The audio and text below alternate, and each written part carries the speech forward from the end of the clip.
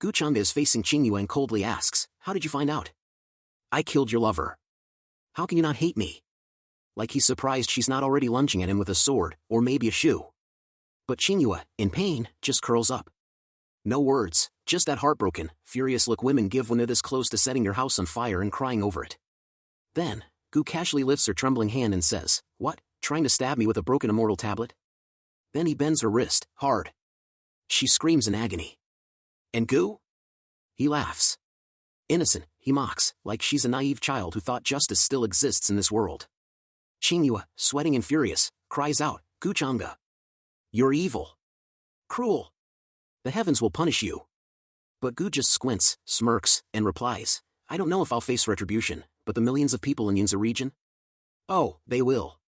And it'll be your fault." That's like setting a house on fire and blaming the guy who left the window open. Qingyue fights back, still glaring, tearful but stubborn. Everyone should take responsibility for their own actions. If you have a problem, take it out on me, not them. Gu just smiles, shrugs like a guy confessing to stealing cookies, and says, "I'm not a good person, real sweet." Like a villain with theme music and zero shame, then comes the gut punch moment. Qingyue, eyes full of tears, cries out in despair. Her screams echo from behind the closed doors. She yells, "Gu Changge, you won't die a good death. Even if I turn into a ghost, I'll come for you." Tianlu Xuanwu corners Gu Changge and throws him a very valid question: "How the hell did you know she was trying to stab you?" And Gu Changge, with that classic smug aura that screams, "I think I'm invincible," just says, "I didn't see it." Tianlu Xuanwu pauses. Blinks. "You didn't see it? What if you misjudged and attacked her for nothing?" Gu Changge tilts his chin up, full of that main character with plot armor confidence, and goes, "If it was a mistake, so what? What could she do to me?" Tianlu Xuanwu just stares, completely speechless. Because really, how do you respond to that? Word spreads like wildfire through Monk's mouth. Fairy Qingyue tried to assassinate Gu Changge. What? Qingyue tried to kill Gu Changge? Seriously? We just got these 3 days to breathe. Then a white robe chimes in, "I knew it. There's no way the Yunza domain could swallow that grudge so easily." Turns out this was their real move. A black-haired man adds his 2 cents, except his solution is a little aggressive. "Look, before this spirals into our problem, let's just go snatch up the lord of Yunza and hand him over to Gu Changge. Because nothing says good neighbors like throwing your allies under the bus before breakfast." The man suddenly slammed his hand down on the chair, crack. His face twisted in frustration, eyes low, voice tight with grief. He muttered, "Qingyue, she told me herself. She said she was willing to sacrifice everything, for Yunza territory. She was going to feed the tiger, win Gu Changge over, even if it meant throwing herself into the fire." He clenched his fists. She said it was for peace. For the sake of her people. But now what? She did it, didn't she? Over on the quieter side of the palace, Xiaoyang came rushing in, a little breathless, and said, "Great Mountain Lord, Lord of Yunza wants to see you." But the old man, calm as ever, waved it off with a grunt. "Don't meddle in other people's business.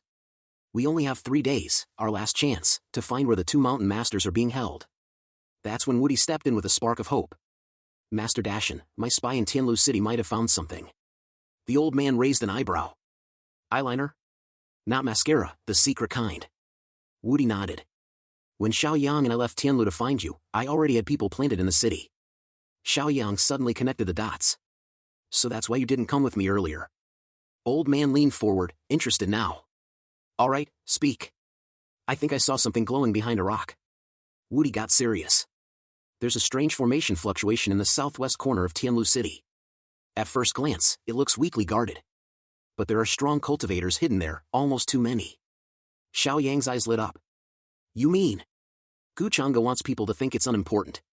He's hiding something there." Woody nodded. "Exactly." The old man rubbed his chin. "Could be a trap." Woody turned to Xiaoyang. "What do you think, brother?" Xiaoyang, burning with resolve, said, "I think I have to go, trap or not. My sister is in there. And the road ahead won't open if I don't try. Even if it's a mountain of blades or a sea of fire, I'll go." Woody grinned. "Hey, what are you talking about? I'm 9 mountains too. You think I'd let you go alone? I've been worried sick, you punk." "Brother Woody, junior brother," yes, it was one of those brotherly moments. The old man finally stood, his eyes firm. "Then tomorrow night." And in his heart, he thought, "So what if I'm not as strong as Feng Zhu's reincarnation? Why should I fear Gu Changge?" "Sir," the old skeleton rasped, "if these baits are so important, why not set up a trap around them? Gu Changge gave him a sideways glance, cool as ever. That old man's deduction skills? Better than yours. If you want to hook a fish like him, you need some real bait. The skeleton scratched his skull, which was both literal and metaphorical. Ah, well, no worries, sir. The entire dungeon's been rigged. A net of heaven and earth, forbidden space array. You name it. If anyone walks in, they're not walking out. Gu Changge nodded. Are all the people in place? Mishang stepped forward, voice steady, everyone's on standby. And then Luowing, eyes full of tears and defiance. Gu Changge. You already have everything. Why still kill us? Who even dares oppose you anymore in the 8 desolations and 10 regions? Let my brother go. Gu Changge didn't even blink. I like to root out problems. Spoiler, he's the type who pulls out weeds in the whole patch of soil just in case. The next night, under the cover of darkness, the old man, Xiaoyang, and Woody finally arrived at the southwest corner of Tianlu City. They stood before the concealed formation that Woody's spies had sniffed out. The old man looked around, then whispered, "There's definitely a hidden formation here." Xiaoyang peered around the edges. And those guards, the old man didn't even look twice. He flicked his sleeve, and boom, guards gone. All ants, he said flatly. Xiaoyang's jaw dropped. All ants? That was an entire squad of Supremes. Meanwhile, Woody was sweating bullets, watching from the side. This great mountain master, scary strong. But if he goes up against young Master Gu, can he even win? The Lord of Yunza territory collapsed like he'd aged 20 years in 5 seconds. Young Master Changge, he pleaded. Fairy Qingyue's assassination attempt has nothing to do with our clan. We'll surrender. From now on, we serve the Chanshingu family loyally, tail tucked and all. Gu Changge didn't even raise his voice. Oh? So you did cast your vote. Then his eyes flashed, his vision connecting with what Woody was seeing elsewhere. He smirked, muttering, finally took the bait.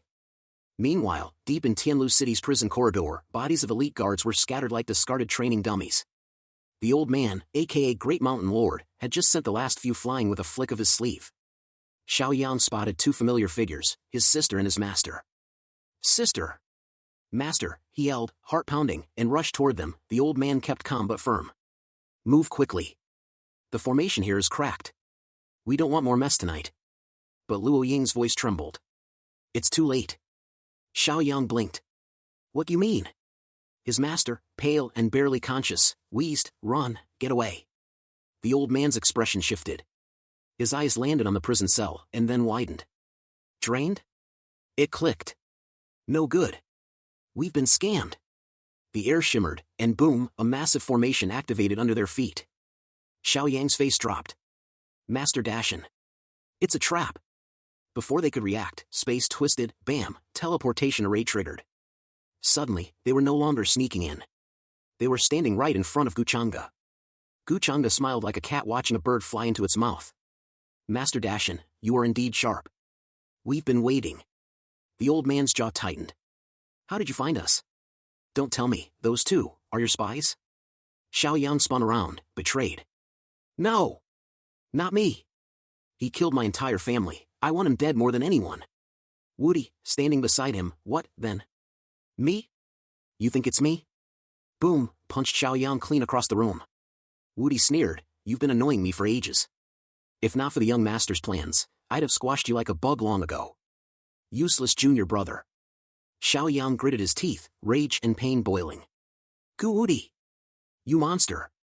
You've betrayed the 9 mountains. The old man sighed. This was my mistake. Woody took a few cautious steps back, glancing at the old man nervously. This guy, he's not just old. He's ancient. Then out loud, Master Dashin, be smart. Don't resist. This place is crawling with enlightened ones. You've got no exit. Xiaoyang, bleeding but still shouting, cried, Master Dashan. Kill this traitor. But right then, a powerful force slammed into him, another into Luowing. They were yanked into place like ragdolls under an invisible grip. Gu Changge watched calmly. Cruel enough. I like it. Xiaoyang gasped, his voice shaking, Lord Dashin. I'm Xiaoyang, why? I'll borrow your blood. Because as powerful as he was, even a mountain can't fight 4 storms alone. A message for you guys. Single update: the author has gout. He will see how it goes later. Maybe he will take a leave occasionally. The author says, when you reach middle age, you have to bow your head. Everyone should remember to go to bed early and get up early, and have 3 meals a day. Subscribe. Like. Comment. Share.